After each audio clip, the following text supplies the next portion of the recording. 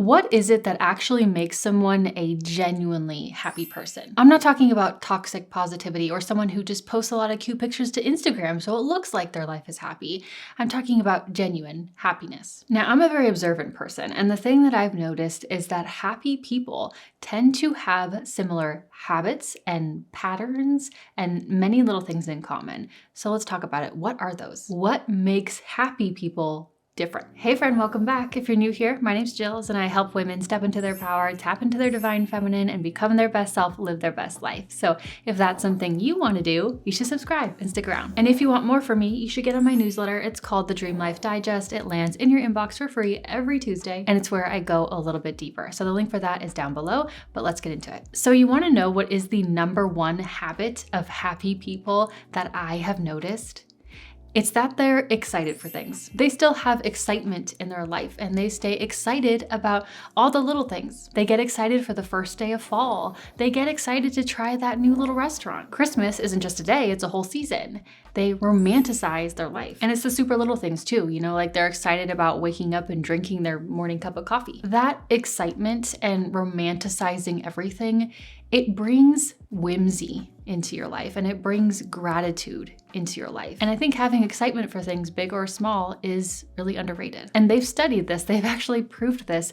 When you go on vacation, the largest happiness boost that you get from that vacation actually happens before you even leave your house, before you even go on vacation. It's not the actual vacation itself, it's the anticipation leading up to said vacation. And it's interesting because this is why scrolling can actually be so addictive, because your brain is constantly chasing and anticipating what's next. And that anticipation high, the dopamine you get from that, is really, really powerful. And so having anticipation for good things is actually a really consistent predictor of well-being. So happy people stay excited for things. Or another way that I like to think of it is they have a low threshold for delight. So they let a sunny morning or a yummy snack or a fun weekend brunch date feel exciting. And side note, this is also why I love dressing up in cute outfits every day, because it makes every day feel more exciting. Next, I think we all know that sometimes not so great thoughts just pop into your head, whether they're weird thoughts or self-deprecating thoughts or anxious thoughts or insecure thoughts. And the thing is that you can't stop a thought.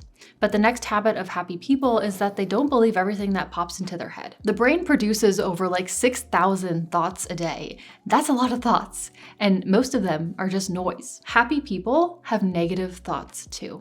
They're not immune to it.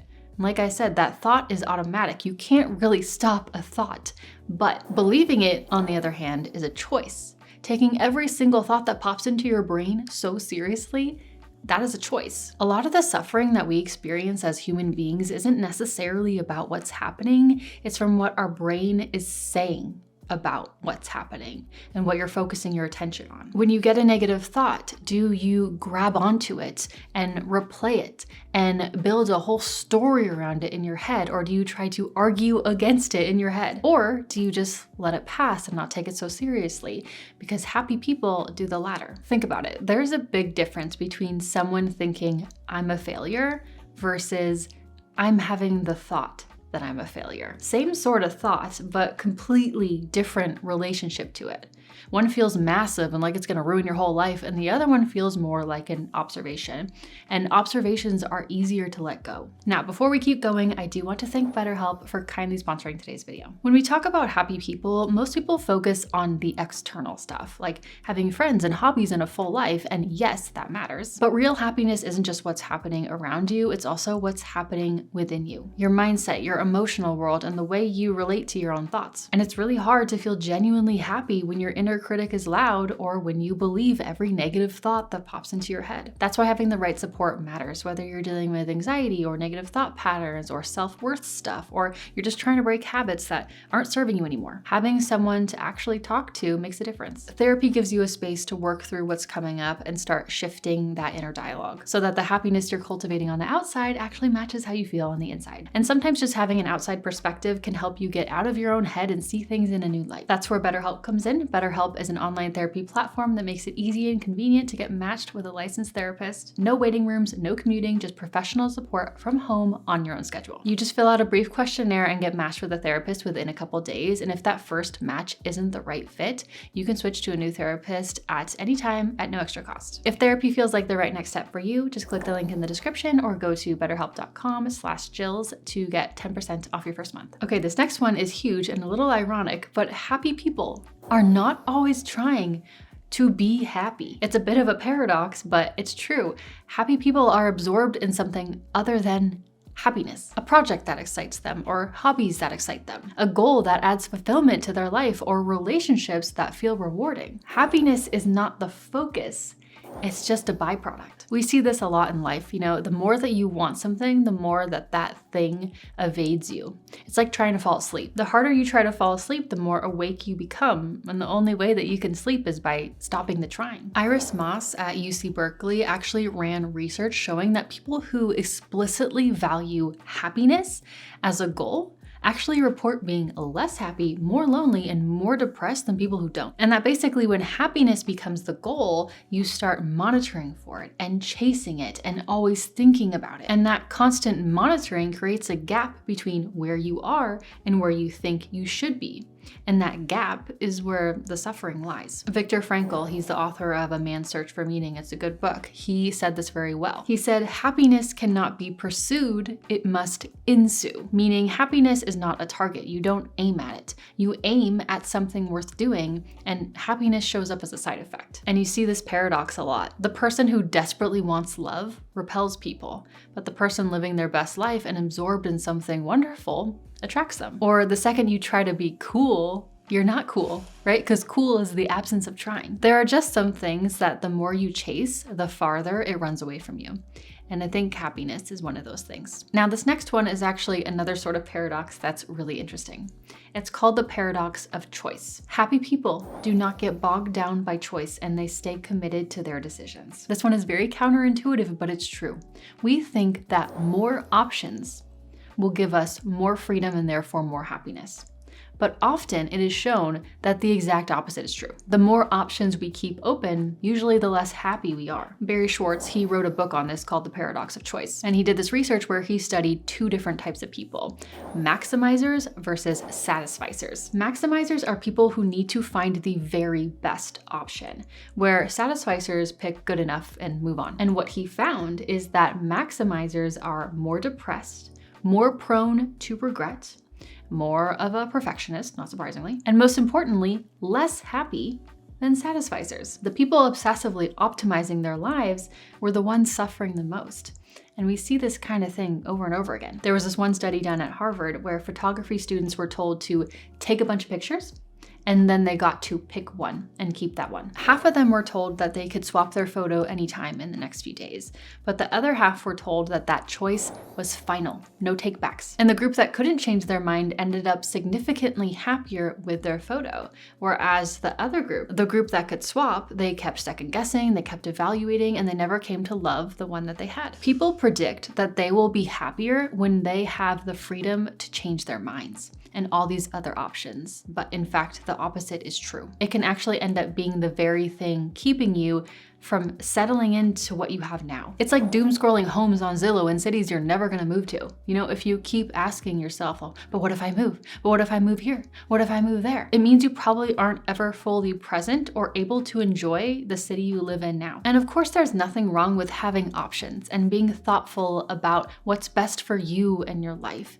But I do think there is a balance there, and happy people don't constantly renegotiate with their life. They don't question everything constantly. They pick something, they're living in it. They put their energy into actually being there. The internet has turned us all into maximizers. Every time we scroll TikTok, it's like one scroll, we're looking at this girl in Dubai who's making a ton of money and has all these fancy cars and this big business. And then the next scroll is some wonderful lady on a farm with her cows. Every life option is visible to us. So you can see every city you didn't move to, every career path that you didn't pick, every body type that you don't have, every relationship that you're not in. We're being trained all day, every day to keep evaluating, to never commit, to always wonder. I notice this when I scroll too much. I start thinking, oh, well, I could do that, or I could do that. Right? Or I can move to Paris, or I could have a kid, or maybe I should live on a farm and make my own cheese. And you know what? All of that stuff does open you up to new possibilities. And I think that's good. But it also comes to a point where it just starts to make you miserable. This is honestly probably one of the biggest reasons why our generation is less happy than previous generations. They didn't have the option to constantly compare like we do. They committed because there was, no infinite menu to keep scrolling. Commitment is its own kind of freedom. And the longer you have that exit door in your mind, the less happy you'll be in that room. Now, this next one is not as surprising, but there's this famous Harvard study, you might have heard of it, on happiness. It's been going for like over 80 years. It's the longest study on happiness that's ever been conducted. And the single biggest predictor of long-term happiness, more than money, more than success, even more than health, the biggest predictor of long-term happiness was the quality of their relationships. But I want to point out something. It's not just about having relationships and having some people in your life. It's about the quality of your relationships. That's a big difference. And the thing about genuinely happy people is, yes, they have relationships, but they actually like the people in their life. They trust them.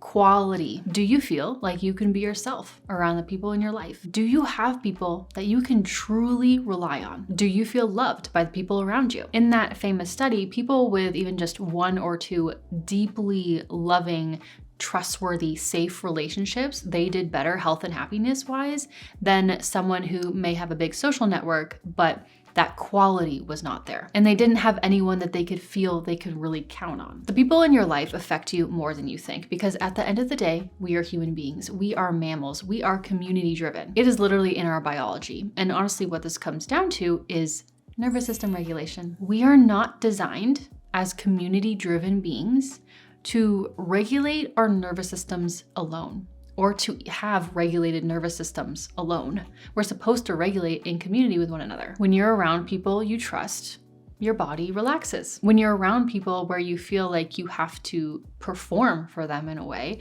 your body stays in this low grade, activated stress state. And the flip side of this is true too. People in unhappy marriages or people who are chronically lonely have worse health outcomes than people who may be single but have good close friends. Loneliness has been measured as the health equivalent to smoking, not metaphorically, literally. And of course, when your body is in that kind of chronic stress, your happiness suffers along with it because the two aren't separate. Let me know if you feel like there's something I missed, but in my opinion, I feel like these things are the most important when it comes to happiness. But if you have any comments or opinions, feel free to share. But you wanna know something that probably isn't helping your happiness? Doom scrolling. And if that's you, you should go watch this video, because here I break down the real tragedy of doom scrolling and how it's simply just a digital pacifier turning us all into losers. So I'll see you over there, or I'll just see you next time in my next video. Thank you so much for watching. I love you. Bye.